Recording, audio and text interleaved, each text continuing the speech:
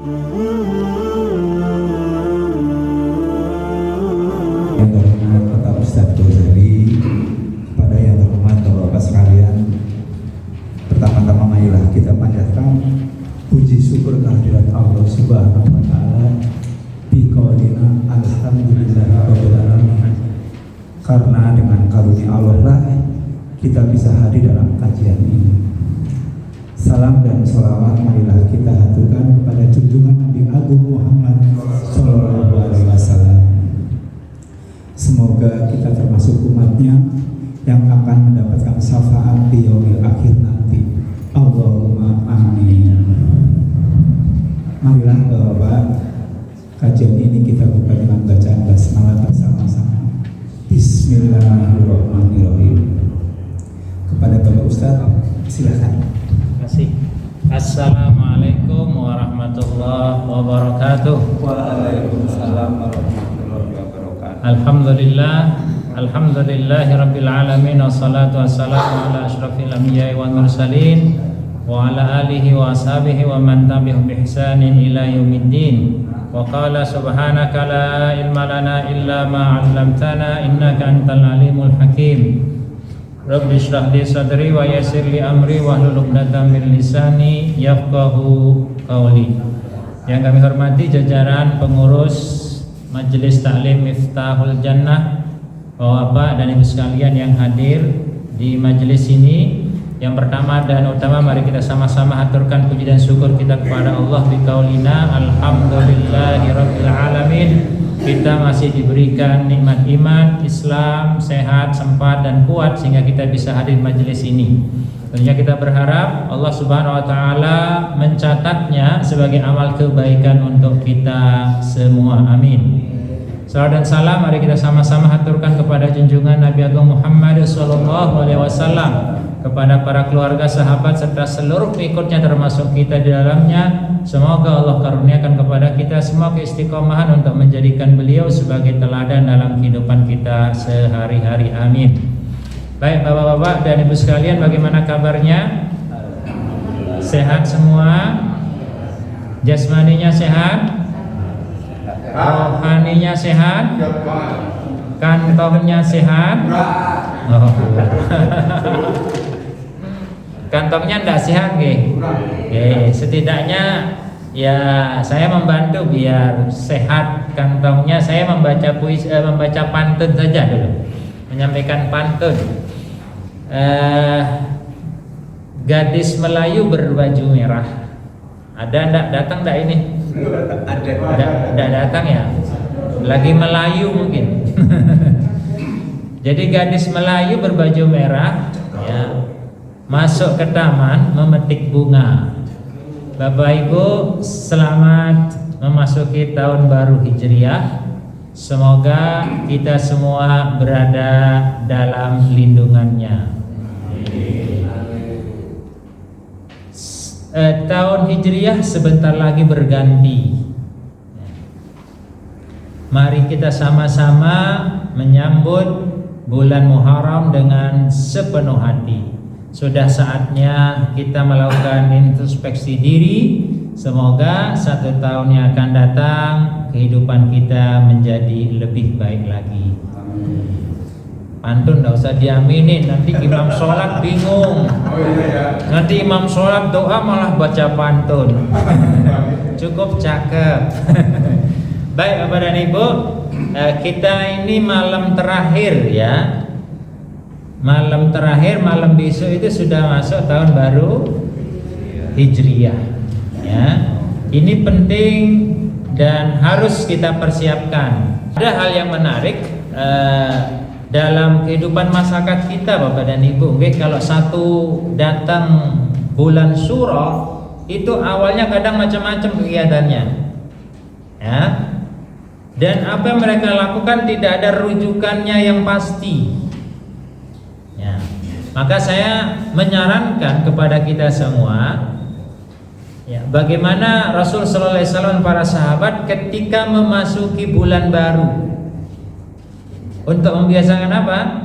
Membaca doa awal bulan Doa awal tahun tidak ada syariatnya. Ya. Yang ada adalah awal bulan. Hafal Bapak dan Ibu? Yang bisa boleh pulang. Mari ikut sama-sama. Bismillahirrahmanirrahim.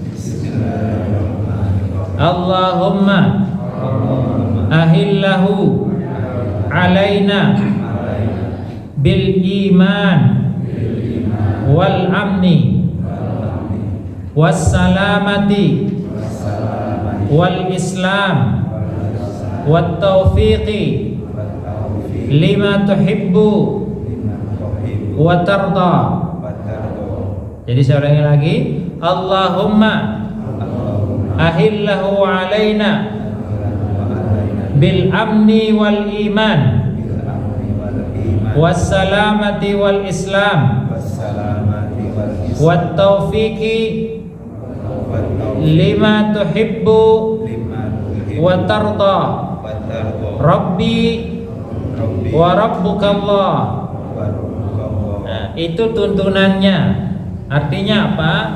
Ya Allah, jadikan hilal bulan ini mendatangkan keamanan dan iman dalam diri, mendatangkan keselamatan dan Islam dalam diri, dan kemauan untuk melakukan apapun yang engkau sukai dan apapun yang engkau ridhai.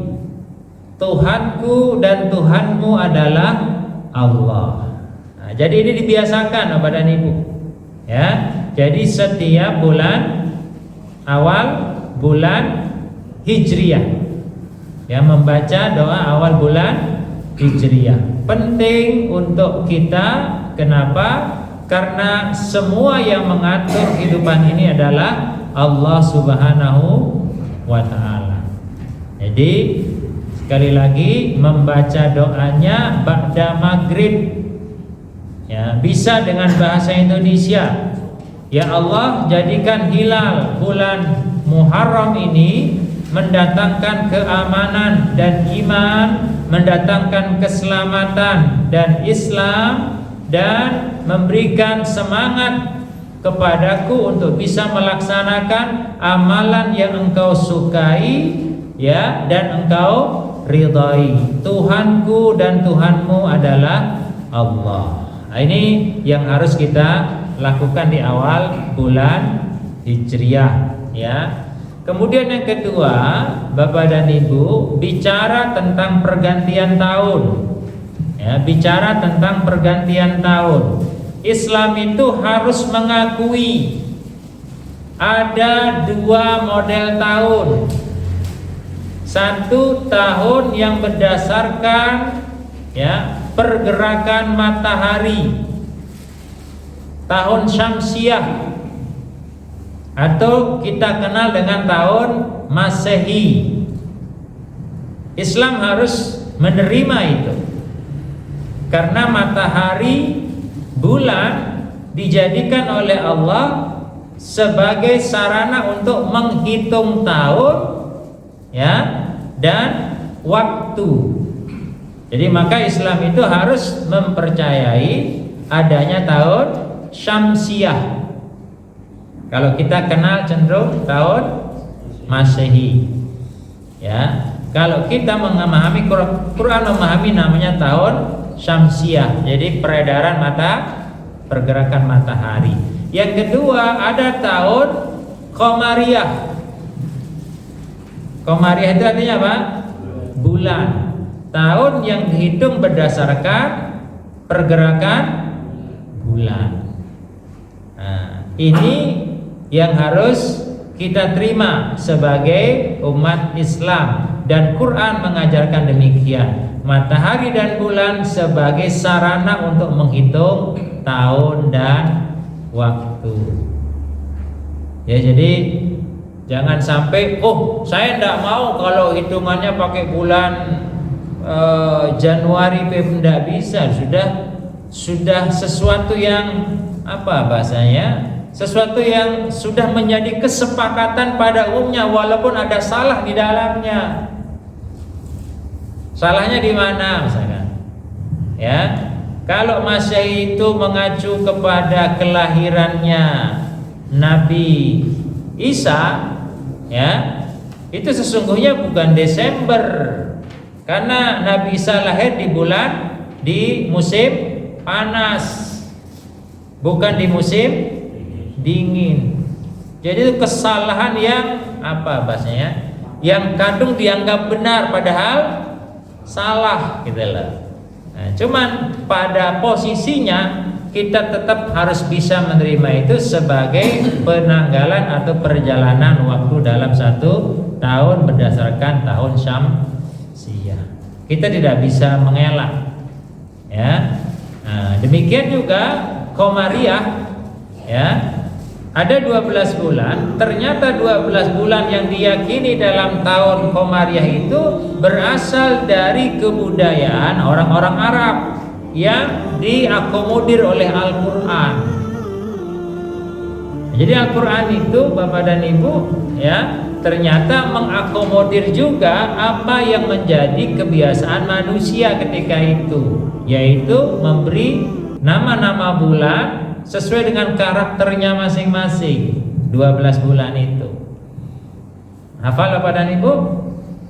Muharram, Safar, Rabiul Awal, Rabiul Akhir, Jumadil Awal, Jumadil Akhir, Rajab, Sya'ban, Ramadan, Syawal, Zulqa'dah, Zulhijjah. 12 bulan. Yang menarik Bapak dan Ibu, tahun Hijriah itu dimulai dengan bulan mulia. Pertengahannya bulan mulia, akhirnya juga bulan mulia. Muharram bulan mulia, bulan yang ke-1. Ya, Rajab bulan mulia, bulan yang ke-7. Zulhijjah bulan yang ke-12. Jadi awalnya bulannya bulan suci, tengahnya itu juga bulan suci atau bulan mulia, akhirnya juga bulan mulia.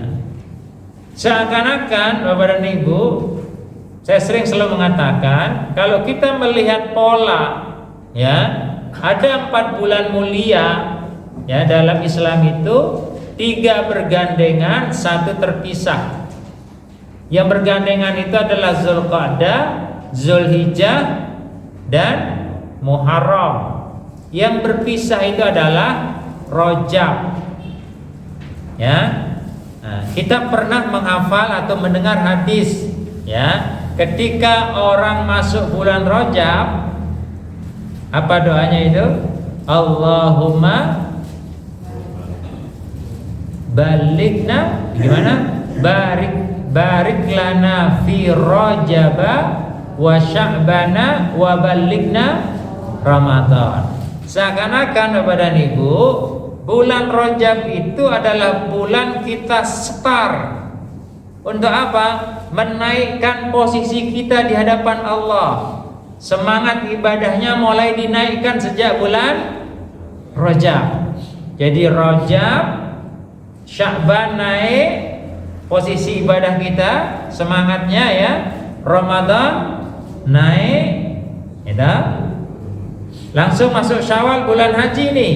Syawal, Zulqa'dah, Zulhijjah. Jadi prosesnya itu naik ke atas, dari bulan Rajab sampai bulan Zulhijjah. Muharram sampai bulan Rajab itu upaya untuk menjaga apa yang sudah kita dapatkan sejak bulan Rajab. Jadi ketika Muharram sampai bulan Rajab ini gimana ini namanya? Datar, nanti ketemu Rajab naik lagi. Jadi pola kehidupan umat Islam itu, ya, dari Rajab naik, nanti sampai ketemu Zulhijjah, Muharram datar, ketemu Rajab naik lagi, terus seperti itu, tidak naik turun, ya. Kalau kita sekarang ini kebanyakan naik turun posisinya, jadi mabok.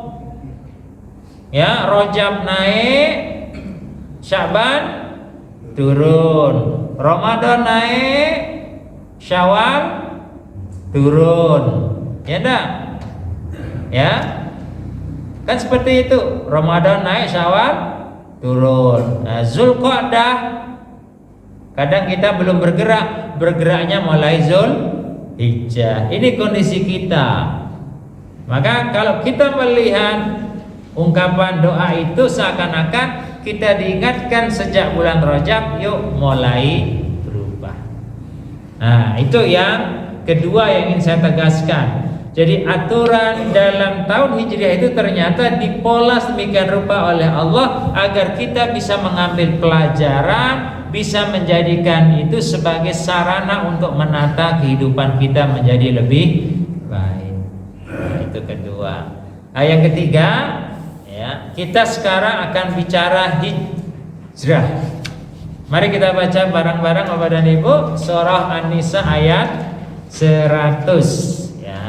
Maka a'udzu billahi minasy syaithanir rajim. Bismillahirrahmanirrahim. Wa may yuhajir fi sabilillahi yajid fil ardi muraghaman katsiran wa sa'ah.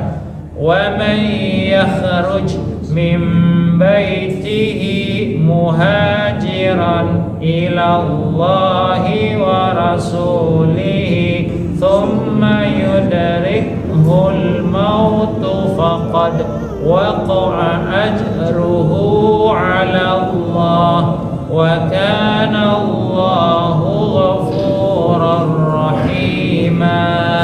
Shadaqallahul azim. Semoga Allah Subhanahu wa taala memberikan 10 kebaikan dari setiap huruf yang kita baca. Amin ya rabbal alamin. Bapak dan Ibu, ya, hijrah itu sunnatullah. Hijrah itu apa? Sunnatullah. Berpindah, berubah. Itu adalah sebuah sunnatullah. Terjadi di semua alam semesta ini. Lihat, kupu-kupu, ya, dari telur berubah jadi larva, ya, atau ulat, berubah jadi kepompong, ya, berubah jadi kupu-kupu. Ayam dari telur berubah jadi anak ayam, berubah jadi ayam dewasa. Kodok misalkan, yang gampang-gampang kita lihat, ya, telur berubah jadi, ya, terus berubah jadi katak dewasa. Semua terjadi dalam kehidupan itu ada hijrah. Manusia dari bayi jadi anak kecil, jadi orang dewasa, jadi tua. Semua alam semesta ini berubah, berpindah. Bulan dari bentuknya bulan sabit, kemudian jadi purnama, kemudian nanti kembali ke bulan sabit lagi, hilang. Itu yang harus kita sadari Bapak dan Ibu. Jadi yang namanya perubahan itu harus kita terima dan menjadi bagian dari kehidupan kita. Jangan kagetan. Ya. Lihat tabung gas. Ini ada bakulnya ini. Harga LPG sudah berapa kali berubah? Ya. Apalagi semua mengalami perubahan. Maka buat kita manusia, mau ndak mau juga harus berani mengikuti perubahan tersebut. Jangan takut terhadap perubahan, karena perubahan itu adalah sunnatullah. Jadi kalau orang diam tidak mau berubah, dia sudah melawan sunnatullah. Kalau kita ngaji semacam ini kok tidak berubah, berarti melawan sunnatullah. Sering saya katakan kepada Ibu, orang ngaji itu tujuannya bukan jadi orang pinter. Orang belajar itu tujuannya bukan jadi orang pinter, tetapi tambah iman nanti tambah amal. Nah, dulu pernah saya sampaikan di sini, ya, kita ini ngaji, apakah hanya ngaji doang atau juga menjadi sarana untuk merencanakan kegiatan-kegiatan, program-program yang bisa memberikan manfaat buat orang lain. Ya. Mari kita sama-sama pikirkan. Karena tujuan orang ngaji tadi bertambah iman, mendorong orang untuk beramal. Ya. Terus terang saya kemarin malam itu, ya, ngajak kemukuskan jelek jalannya ya. Mulai kemarin dalam rangka Muharram, yuk jamaah nambali jalan yang berlubang. Dari pertigaan Kembang Kuning sampai Semampir itu kita lakukan. Dalam rangka apa? Menggerakkan, dan itu tujuan orang ngaji. Jadi ngaji itu tidak hanya ngaji doang, harus ada rencana, harus ada program kegiatan yang lebih bermanfaat, karena itu adalah bukti dari tambahnya iman seseorang. Dan itu jalan, ya, artinya tanpa ragu kita, ya, berapa anggarannya, ternyata setelah kita bergerak, berdatangan itu kol pasir, oh saya satu rit, ya. Semangatnya itu gitu loh. Libatkan Allah di dalamnya dan yakini apa yang kita lakukan ini mendapatkan ridho dari Allah Subhanahu wa taala. Tadinya kita akan menggunakan dana musola, ya, ternyata setelah kita lakukan satu rit, ternyata muncul berit-rit berikutnya gitu. Itu semangatnya. Kenapa? Pengamalan dari apa yang kita kaji. Maka monggo direncanakan oleh Ibu. Semua berubah, jangan diam. Ya. Jangan diam, berubahlah, karena berubah itu adalah sunnatullah dalam kehidupan ini. Nah, kenapa perubahan itu menjadi sunnatullah Bapak dan Ibu? Karena dengan perubahan ada rahasia yang Allah titipkan dalam setiap perubahan itu. Dalam ayat ini dijelaskan, ya. Jadi barang siapa yang berhijrah di jalan Allah, ya, maka dia akan menemukan di muka bumi ini rezeki yang berlimpah, tempat yang luas. Jadi kalau kita ini diam saja, kita tidak akan mendapatkan rezeki yang berlimpah. Ya, kalau kita hanya diam saja, kita tidak akan menemukan tempat yang luas. Dalam ayat ini Allah janji, siapapun yang berhijrah di jalan Allah, dia akan menemukan rezeki dan tempat yang luas. Jadi orang bergerak seperti itu Bapak dan Ibu. Ya, jadi kalau kita ini diam saja, tidak ada kegiatan, ya dari itu ke itu hasilnya. Tapi kalau kita mau bergerak, yuk membuat kegiatan apa, ya, insya Allah akan menambah luas pergerakan Miftahul Jannah ini. Anggap saja kemarin dilaksanakan di rumah, sekarang sudah bergerak ke masjid. Terus suatu saat ke pasar, ke stasiun, dan seterusnya. Tapi dalam bentuk kegiatan gitu loh. Mampu kita, ya. Kenapa? Karena Allah itu maha kaya, ya. Allah itu maha kuasa. Jangan takut bergerak. Asalkan kita pintar mengelola, insya Allah akan datang bantuan dari arah yang kita tidak sangka-sangka. Ya, permainkan media itu dimanfaatkan Bapak dan Ibu. Sekarang dakwah tanpa media kecil hasilnya. Ya, lawang jual barang haram aja pakai media sekarang kok. Lihat itu yang judi online itu pakai media ndak itu? Pakai media. Jahat pun pakai media. Kita yang sudah benar masuk surga kok orang nganggo media, aneh gitu loh. Jadi mari kita berubah. Ya. Mari kita melakukan perubahan. Kenapa? Karena di balik perubahan itu Allah menjanjikan muraghaman katsira wa sa'atan. Itu kalau kita berubah. Yang menarik lagi kata Allah, wa may yakhruj min baitihi muhajiran ila Allah wa rasulih thumma yudrikul maut faqad waqa ajruhu 'ala Allah. Jika ada seseorang yang berniat hijrah, berniat berubah, jika ada organisasi yang berniat untuk melakukan kemaslahatan, bahasa sederhananya ya, kemudian dia gagal, ya, dia mati ketika itu, dia tidak sampai pada tujuannya, faqad waqa ajruh, Anda sudah ditulis melakukan kebaikan Bapak dan Ibu. Paham Bapak dan Ibu? Jadi jangan takut berencana. Rencana lakukan, sekiranya kita gagal faqad waqa'a ajruhu 'ala Allah.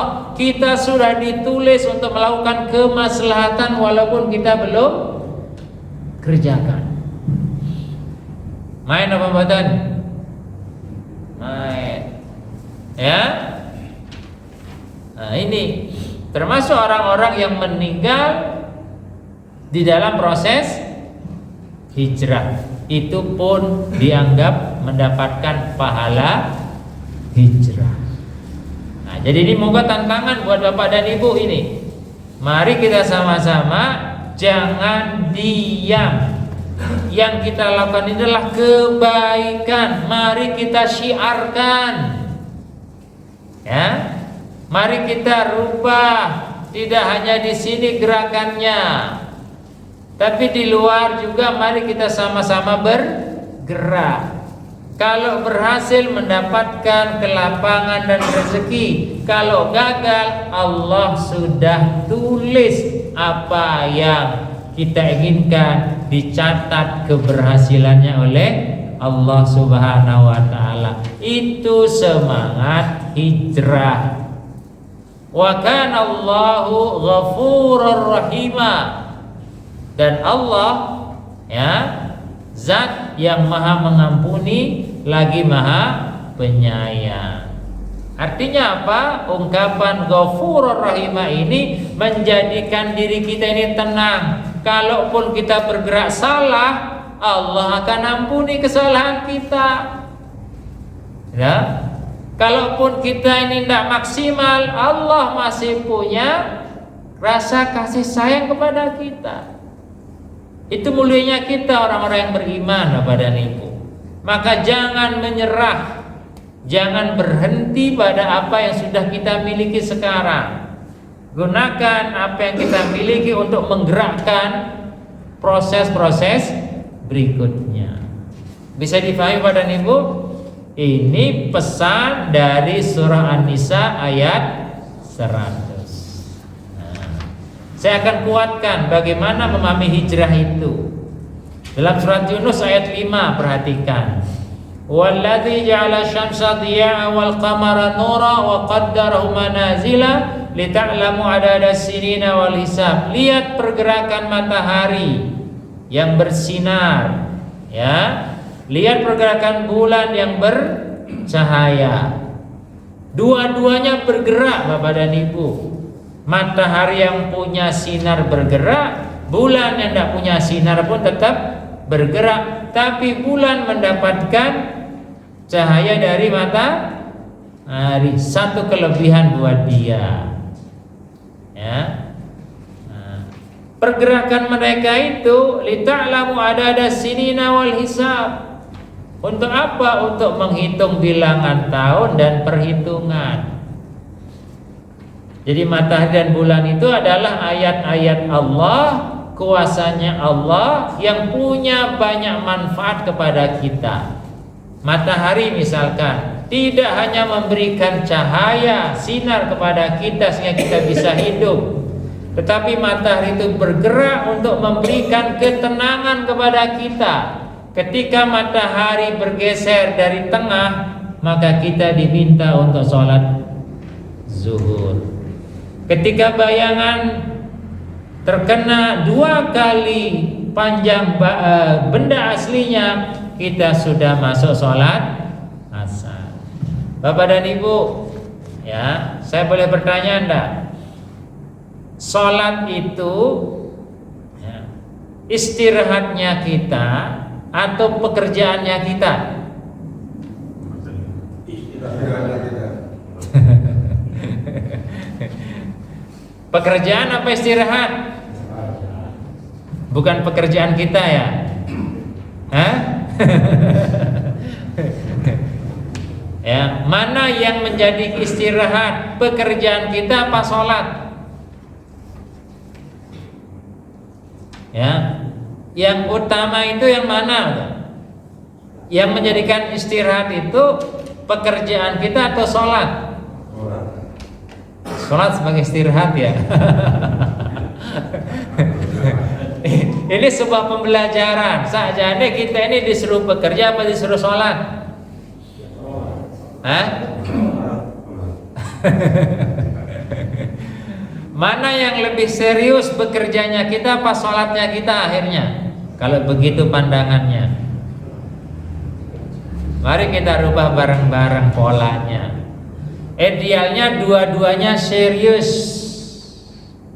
ya. Jadi kenapa? Karena tujuan manusia diciptakan oleh Allah untuk beribadah. Salat adalah puncak dari ibadah seseorang.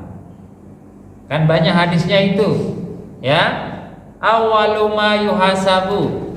Yang pertama kali dihisab itu pahala kerja apa pahala salat? Nah, katanya istirahat tadi. Ya, awalnya menghisab itu apa? Salat, gitulah. Maka kalau kita boleh berpikirnya nyeleneh, kerja kita itu istirahat, salat menjadi bagian yang penting yang harus kita persiapkan. Ya, kedisiplinan kerja ada tidak dengan kedisiplinan sholat sama-sama.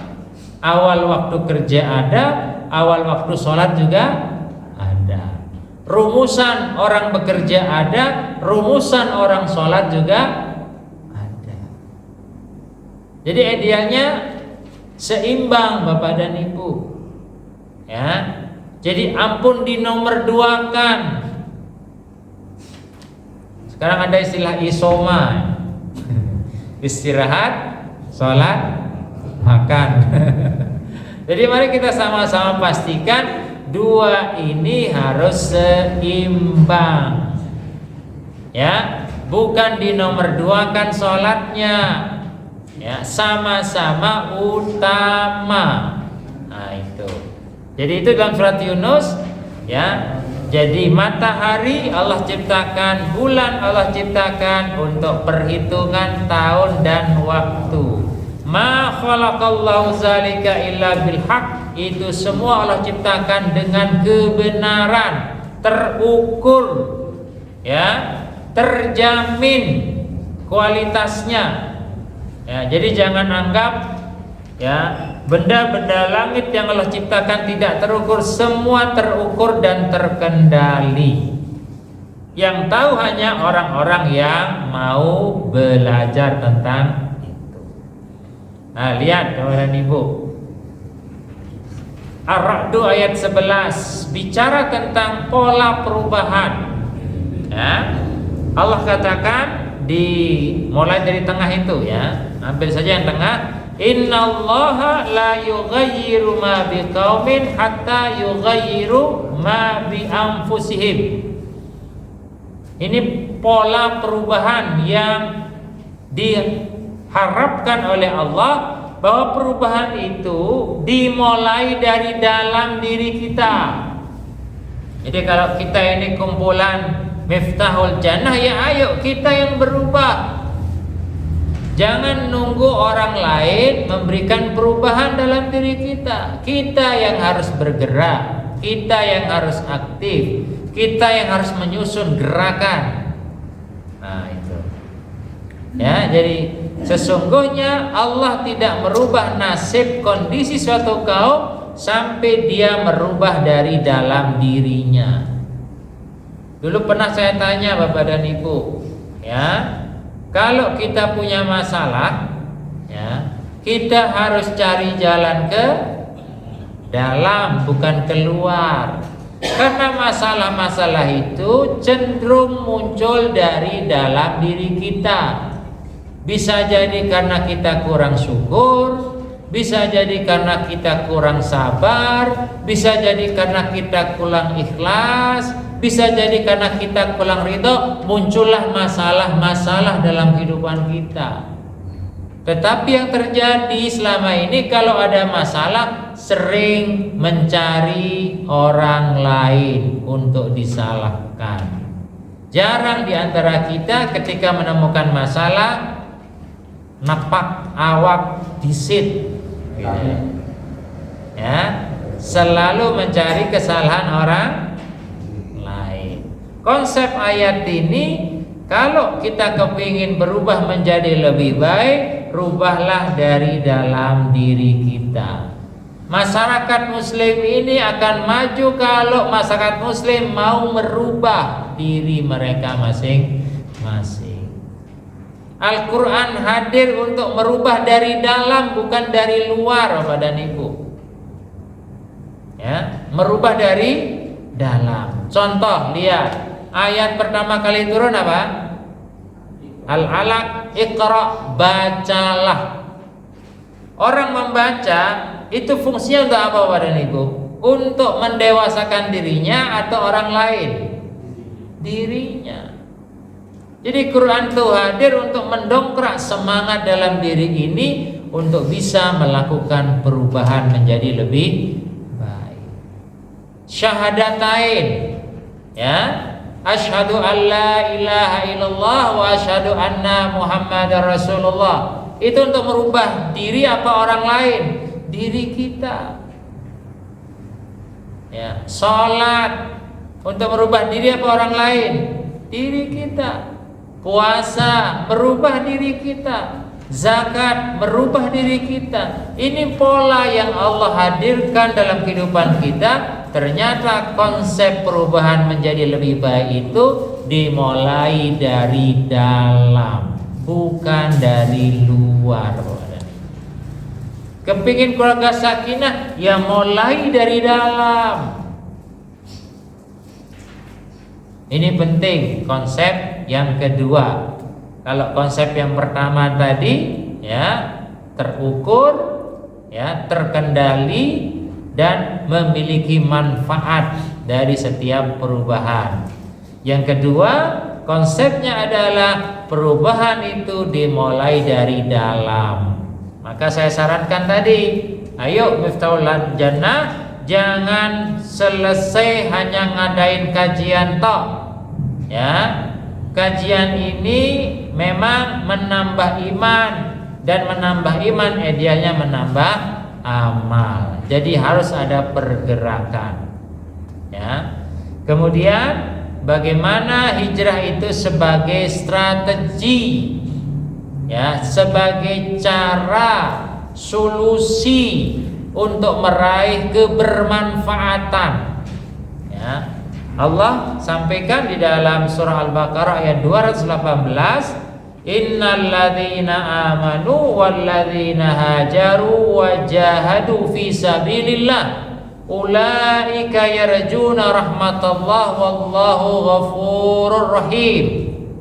Jadi semangat, ya, hijrah itu adalah sebuah strategi untuk meraih apa-apa yang Allah sudah janjikan, apa-apa yang Allah sudah siapkan. Buat siapa? Mereka orang-orang yang beriman, orang-orang yang berhijrah, orang-orang yang berjihad. Nah, ini penting Bapak dan Ibu. Jadi perubahan itu strategi dalam rangka meraih sesuatu yang lebih baik. Ya. Misalkan kalau kita dulu Wonokroyo itu kota apa? Kota judi. Ya enggak? Masih Pak Lili tahu enggak dulu kota judi sini? Kota beriman dulu. Kebumen itu. Nah, sekarang dirubah gerakannya seperti apa? Ya. Rubah menjadi Wonokroyo kota apa misalkan. Itu bisa kita lakukan dalam rangka apa? Dalam rangka janji-janji Allah yang sudah Allah siapkan. Nah, itu harus berani makanya. Ya, saya begini ini untuk mendorong, memprovokasi untuk melakukan pergerakan gitu. Nggak usah banyak-banyak pergerakannya, sedikit tapi bermanfaat. Ya. Apa yang menjadi kendala di masyarakat Wonokroyo selama ini misalkan? Itu harus tahu itu.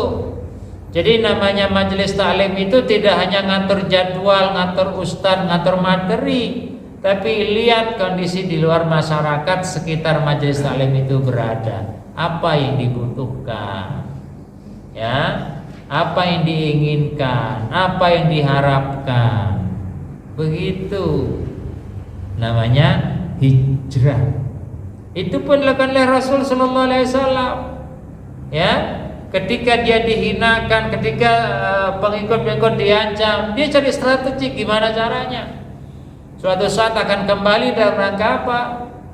Dalam rangka menegakkan apa yang Allah perintahkan untuk ditegakkan. Semangatnya itu. Jadi butuh strategi. Dakwah itu butuh strategi, butuh visi, butuh kekuatan, butuh mitra. Tidak boleh sendiri. Zaman sekarang kita tidak bisa bekerja sendiri. Libatkan orang lain. Ini akan menjadi lebih mudah. Teori sholat jamaah itu dihadirkan oleh Allah dalam rangka untuk apa? Memberi kebermanfaatan dalam sisi perjuangan. Ya, nah itu.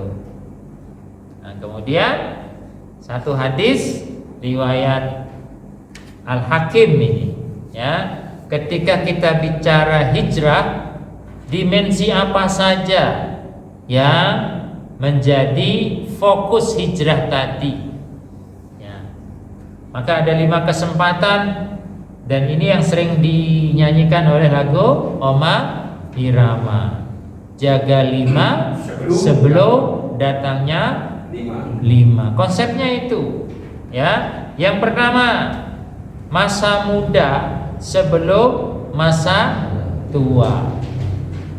Ya, masa muda atau jiwa muda sebelum menjadi jiwa tua. Ya. Fisik umur muda sebelum menjadi umur tua. Artinya apa di sini? Kreativitas. Ya, kita ini harus kreatif, baik kita usia muda maupun kita yang berjiwa muda. Bapak-bapak jiwanya masih muda ini, insya Allah harus kreatif. Apalagi yang punya umur masih muda harus kreatif. Jadi kreativitas yang kita tunjukkan itu adalah bagian dari hijrah itu sendiri. Kalau kita diberikan jiwa muda, usia muda, kok tidak kreatif, berarti kita tidak melakukan sunnatullah yang namanya hijrah. Paham Bapak dan Ibu? Sihataka qabla saqamika. Sehatmu sebelum datang sakitmu. Ketika Allah kasih kesehatan, ayo, itu adalah kekuatan yang kamu miliki. Lakukan perubahan. Gunakan sehat untuk melakukan ragam kegiatan. Ya. Kemudian yang ketiga, ginaka qabla fakrika, finansialmu kamu gunakan untuk apa? Gerakkan itu, ya, sebelum kamu jatuh miskin. Ya, jadi finansial yang kita miliki mari kita gunakan. Lakukan finansial bergerak, merubah dari A ke B ke C dan ke D dan seterusnya. Itu yang ketiga. Yang keempat, ghinaka qabla fakrika, kekayaan kamu sebelum kemiskinan datang. Ya, kemampuan kita mempengaruhi. Biasanya kan orang kaya mempengaruhi. Apa istilahnya kalau dalam politik? Oligarki. Ya, oligarki itu orang punya duit akeh. Ya, coba sekarang itu ketika undang-undang kesehatan disahkan, ya, 6 oligarki dapat keuntungan yang begitu besar itu. Orang-orang Taipan itu, ya, rumah sakit oligarki yang dari luar itu punya penjualan saham yang naik drastis loh tadi. Ya, perkiraannya ternyata disahkannya itu karena dorongan itu juga gitu. Jadi kita rumah sakit swasta jadi tanda tanya ini, ya, terkait pemerintahan kita yang barusan mengesahkan undang-undang kesehatan. Ya, kasihan rumah sakit swasta. Ya, sementara mereka yang punya duit banyak begitu mudahnya untuk memberikan pengaruh kepada para legislator yang ada di Senayan. Nah, sekarang akan mulai muncul demo-demo terkait undang-undang kesehatan. Itu ghinaka. Ternyata orang kaya itu bisa memberikan pengaruh yang luar biasa kepada orang yang miskin. Ya, jadi yang punya kekayaan mari gunakan untuk melakukan perubahan. Merubah orang yang miskin bisa mandiri akhirnya dengan pinjaman misalkan modal murah, ya. Nah, itu kita coba mulai tumbuhkan. Kemudian yang sering hilang adalah apa? Faragaka qabla suglika. Waktu lapang sebelum datang kesibukan. Ini yang sering kita lupakan Bapak dan Ibu. Berapa banyak waktu lapang kita tidak isi dengan ragam kegiatan yang bersifat manfaat. Kita gunakan untuk sesuatu yang tidak ada manfaatnya. Catur, mancing, ya, ya, nongkrong, ya, ngobrol ngalor ngidul, sekak, ya. Nah, itu faragaka kita biarkan sedemikian rupa. Padahal kesempatan waktu luang itu justru momen yang harus kita bisa manfaatkan untuk menjadi lebih baik. Ya, maka kenapa Bapak dan Ibu kalau lihat sholat, ya, antara azan dan iqamah itu disunnahkan untuk apa? Mendirikan sholat sunnah qobliyah atau sholat sunnah mutlak antara azan dan iqamah. Dalam rangka apa? Mengisi waktu yang luang. Itu namanya hijrah. Ya, ada pergerakan di sana. Kemudian hayataka qabla mautika, hidupmu sebelum datangnya kematian. Ini yang perlu kita luruskan Bapak dan Ibu. Boleh saya bertanya Bapak dan Ibu? Boleh. Yang datang kepada kematian itu kita datang kepada kematian atau mati datang kepada kita? Mati datang. Kita mendatangi mati atau mati mendatangi kita? Mendatangi kita. Ya, konsepnya dalam Quran itu mati yang mendatangi kita. Surat Al-Jumu'ah ayat 8. Tapi nyatanya di kita ini seakan-akan kita yang mendatangi kematian. Kerasa enggak Bapak dan Ibu? Ya.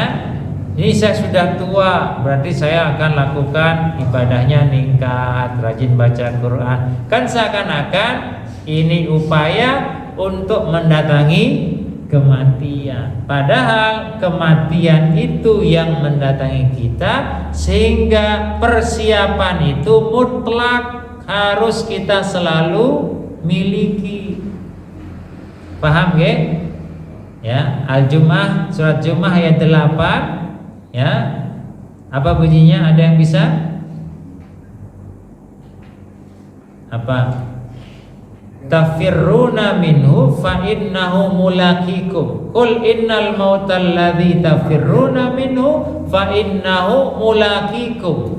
Katakan ya Muhammad, sesungguhnya kematian yang kamu lari daripadanya itu akan mendatangi kamu. Jadi mati itu yang mendatangi kita. Maka kenapa Rasulullah SAW mengatakan, kita pernah hafal hadisnya, wa'mal li akhiratika ka'annaka tamutu ghadan. Bekerjalah kamu ya untuk kehidupan akhirat kamu seakan-akan mati itu besok.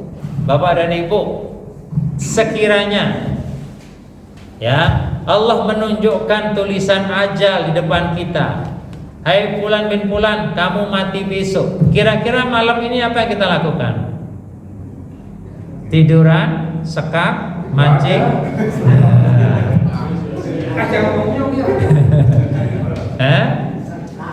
Rasul mengatakan, ka'annaka tamutu ghadan, seakan-akan kamu tuh mati besok. Artinya apa hadis ini? Hadis ini memberikan pembelajaran bahwa kita itu harus selalu semangat untuk mempersiapkan, karena mati itu besok. Gitulah. Datangnya besok. Harus kita persiapkan. Nah, tidak.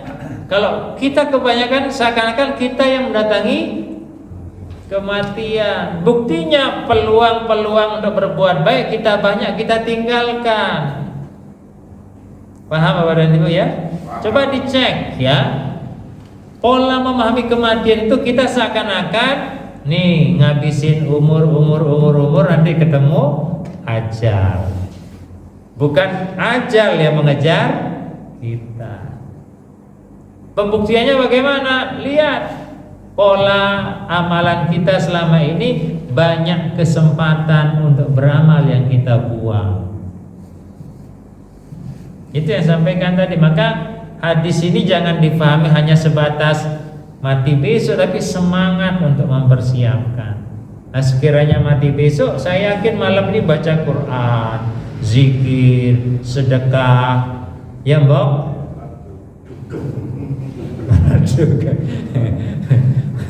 Nah, itu Islam gitu loh. Ya, itu Islam. Jadi monggo. Jadi hayataka qabla mautika, hidup yang kamu terima saat ini sebelum datangnya kematian. Monggo.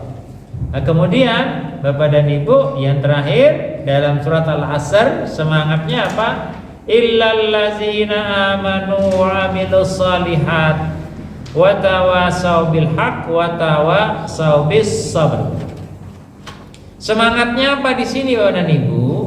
Ya, kalau ayat sebelumnya mengatakan innal insana lafi khusrin, sebuah penegasan oleh Allah bahwa setiap manusia itu akan rugi.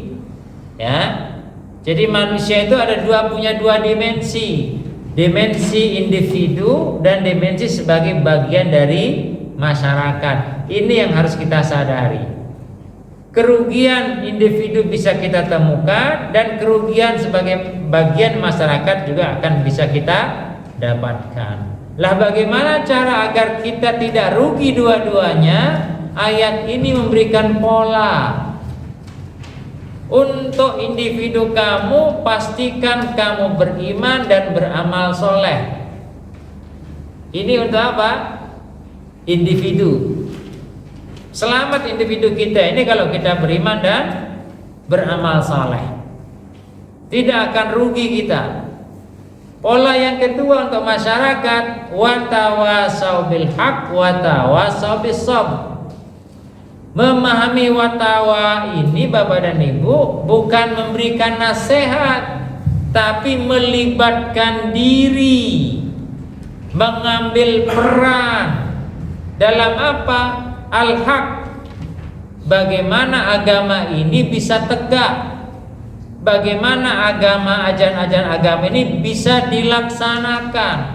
Ngambil peran dalam dakwah itu menjadi tanggung jawab sosial kita. Kalau tidak kita lakukan, kita akan rugi Bapak dan Ibu, karena mesti akan ditanya besok oleh Allah.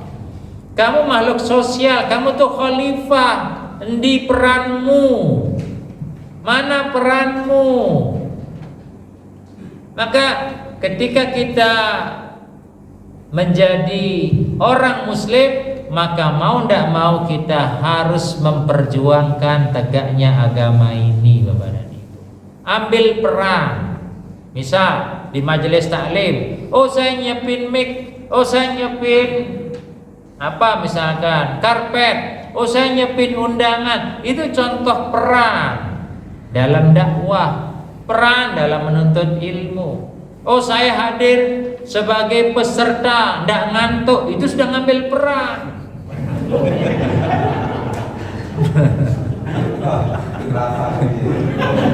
Ya, itu dia sudah mengambil peran itu. Watawasau bil haq. Kenapa? Menjadi gayeng pengajiannya. Kalau ngantuk semua, ya orang gayeng.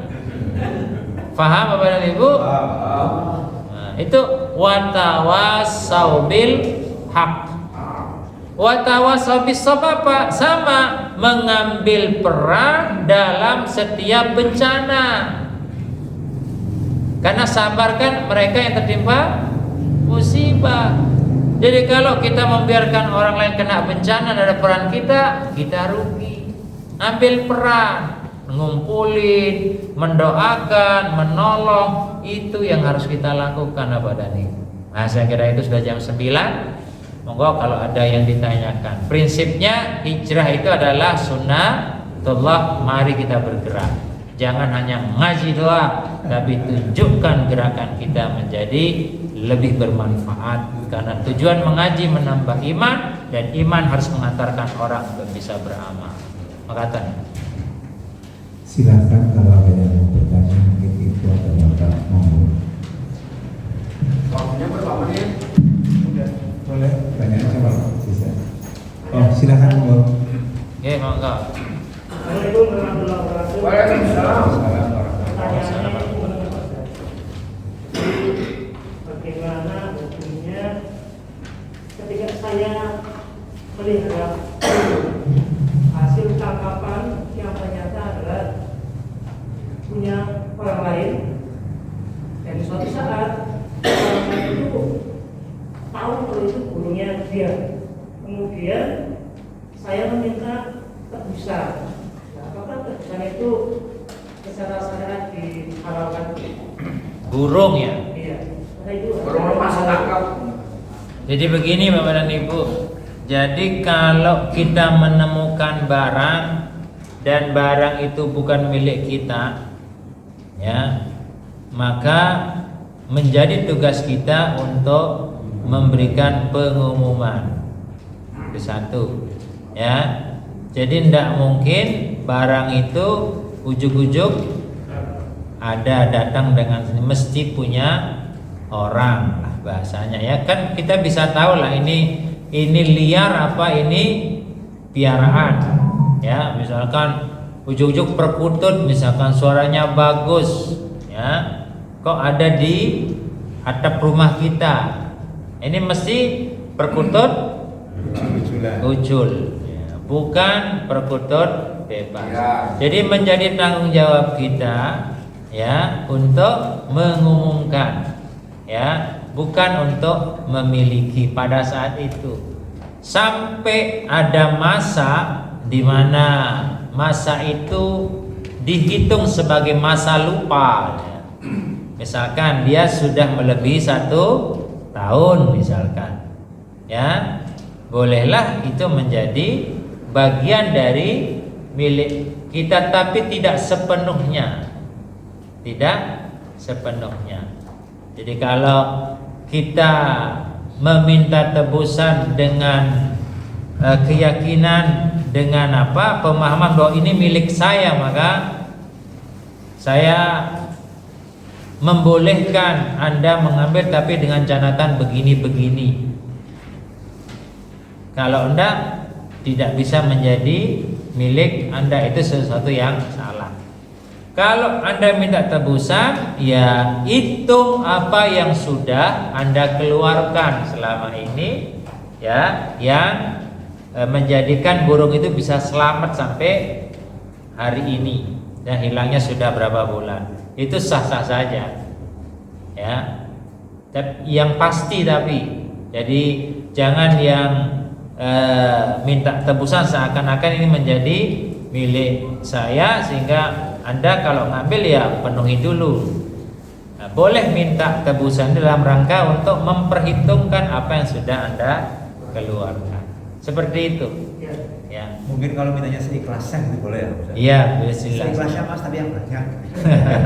Ikhlas yang banyak.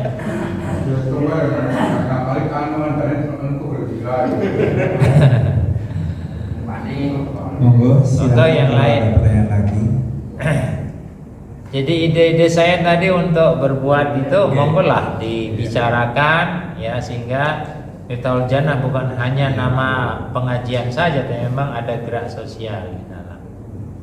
Kalau tidak ada, saya bertanya ke Ustaz. Oke. Kalau sholat qobliyah subuh itu harus nunggu azan selesai apa?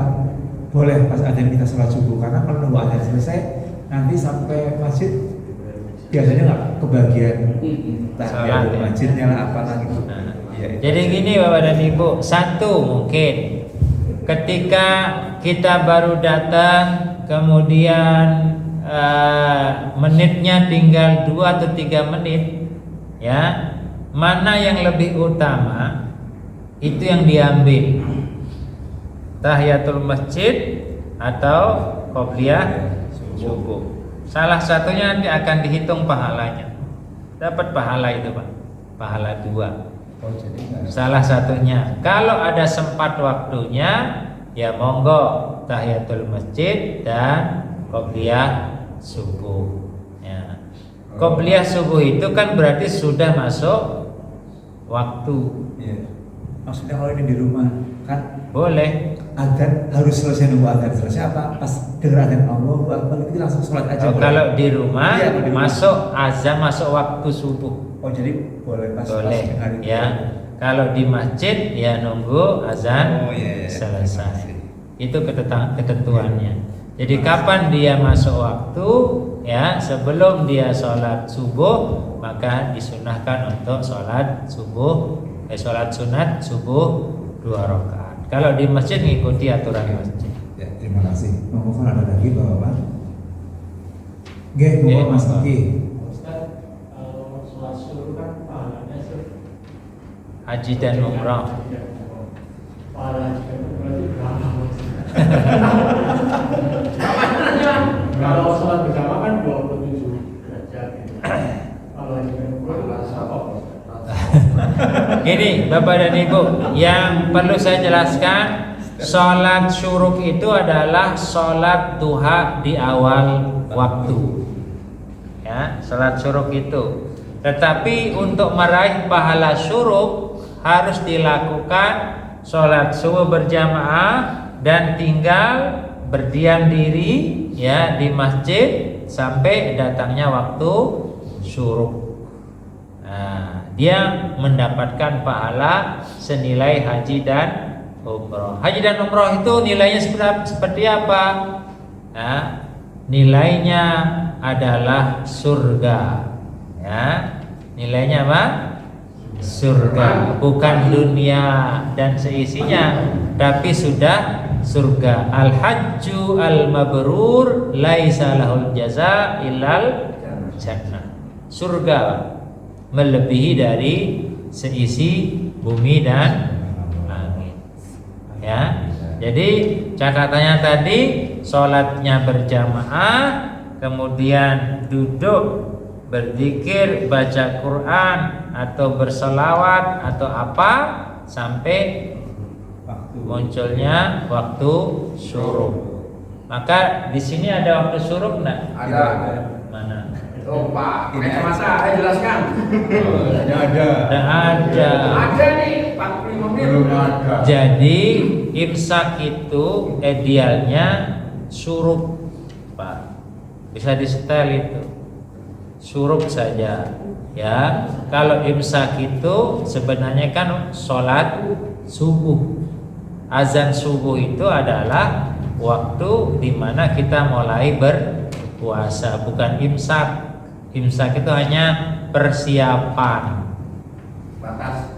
Iya, persiapan, batasnya adalah subuh. Berpuasanya seseorang mulai dari azan subuh, bukan waktu imsak. Justru waktu imsak itu takhirus sahur, mengakhirkan sahur itu lebih baik, gitu. Tapi kan selama di sini setelah ini jamaah terus kok imamnya lagi ngomong gimana ini? apa ya? Masih maju aja ngomong jamaah. Gimana imamnya? Jadi subuh ya, puasa itu Ya, kan selesai sholat subuh berjamaah. Ya kan aku berjamaah di depan sendiri, nunggu sampai datang matahari. Katanya nggak boleh sholat, gimana ini? Nah, pada balik sekarang ya. gimana? Orang maksud juga nih. Kan yang diomong itu kan jamaah semua. Aku kan ngimami di depan. Oke. Duduk sampai datang matahari terus aku sholat. Katanya nggak boleh. Boleh setelah waktu syuruk dimulai. Tadi suruhnya. Boleh. Boleh. Karena aku pada balik pak. Yang pada balik ada ke surga. Jadi kalau di PKU, jadi saya beberapa musola sudah dirubah imsak kita pakai waktu syuruk gitu loh. Oke siap. Ya. Bisa disetel, di setel saja. Pak Asraf. Jadi waktu syuruk. Jadi biar kepenak karena imsak kita. Pak Benar tuh dirubah besok. Ke itu aja bisa. Bisa ya itu. Iya. Bisa terhadap bisa. Iya, kayak gitu. Iya. Dirubah waktu syuruk biar kepenak, ya. Cukup? Alhamdulillah, saya cukup. Alhamdulillahirobbilalamin. Semoga apa yang disampaikan Pak Ustadz bisa kita laksanakan. Semoga kita bisa berhijrah untuk bisa menjadi yang lebih baik. Dan semoga Miftahul Jannah ke depan tidak hanya berguna untuk diri sendiri, tapi bisa berguna untuk orang lain, untuk lingkungan. Amin. Apa? Oh iya, Pak Ustadz, ada teman kita, ada saudara kita yang sedang sakit, jamaah Miftahul Jannah juga, namanya Bapak Herman, sudah 2 hari tidak bisa berpuasa. Mohon didoakan Pak Ustadz. Mari kita doakan untuk saudara kita, dan ini menjadi bagian dari kewajiban kita, untuk mendoakan saudara-saudara kita yang sakit. Pak Herman. Ya, Pak Herman. Ruzilman. Ya. Semoga kita sejenak untuk bermohon kepada Allah. Semoga Allah Subhanahu wa taala memberikan kesembuhan, karena Allah yang Maha menyembuhkan, mengangkat penyakitnya dan memberikan kesehatan semula sebagaimana semula. A'udzubillahi minasyaitonirrajim. Bismillahirrahmanirrahim. Alhamdulillahirabbil alamin. Hamdan na'imin, hamdan syakirin, hamdan yuwafi ni'amahu wa yukafi'u mazidah. Ya Rabbana lakal hamdu kama yanbaghi li jalali wajhikal karim wa 'azimi sultanik. Allahumma shalli ala Muhammadin wa ala ali Muhammad. Allahumma ya Rabban nas antas syafi, antal kafi, antal muafi. Allahumma ya Rabban nas antas syafi, antal kafi, antal muafi. Ishfi Bapak Rujiman ya Allah, ishfihi ya Allah, shifaan la yughadir saqama. Allahumma ishfihi ya Allah, shifaan la yughadir saqama. Allahumma ya Rabban nas ishfihi shifaan la yughadir saqama. Allahumma Rabbana taqabbal minna innaka antas samiul alim wa tub alaina innaka antat tawwabur rahim. Rabbana atina fid dunya hasanah fil akhirati hasanah wa qina azabannar. Walhamdulillahi rabbil alamin. Alhamdulillah. Mari kajian